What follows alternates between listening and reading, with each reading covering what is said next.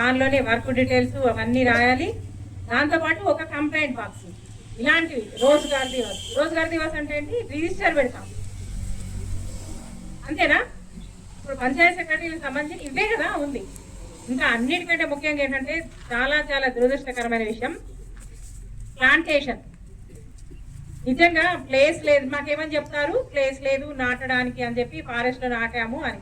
ఇప్పుడు మీ కళ్ళ ముందే ఒక టెంపుల్ నుంచి వచ్చారు, ఆ టెంపుల్లో మనం వాళ్ళకి భూమి ఉంది, ఫెన్సింగ్ ఉంది, మనం వాచ్ అండ్ వర్డ్ ఇవ్వచ్చు, అన్ని రకాలుగా ఉంది. కానీ కేవలం మన నిర్లక్ష్యం, కోఆర్డినేషన్ అనేది లేకపోవడం మూలన ఇప్పుడు అక్కడ ఎంత ఉంది మీ దగ్గర? 1 ఎకరం ఉంటుందా? 6 ఎకరాలు ఉన్నది. 6 ఎకరాలు, 6 ఎకరాల్లో ఒక 2-3 ఎకరాలు పెట్టచ్చు. 2 ఎకరాల భూమిలోని మనం మంచి మామిడి మొక్కలు పెడితే మంచి సీతాఫలం పెట్టచ్చు. అలాగే అసలు మన దగ్గర మన నర్సరీలో పెరిగే మొక్కలలో మామిడి లేదనుకుందాం, సీతాఫలం పెంచుతున్నాం, నేరేడు పెంచుతున్నాం. ఇలాంటి మొక్కలు పెట్టి ఒక వాచ్ అండ్ వార్డ్ ఇస్తే మీరు ఎంత మంచి ఒక వనాన్ని ఏర్పాటు చేసినట్లు అవుతుంది.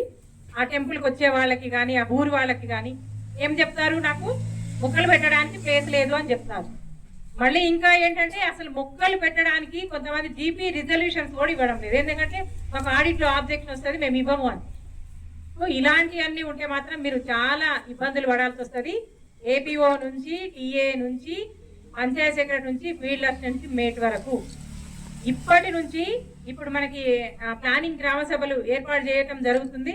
రేపటి నుంచి మీకు ప్లానింగ్ చేసుకొని, ఎందుకంటే మళ్ళీ కోడ్ వచ్చే ముందే గ్రామ సభలు పెట్టుకోవాలి.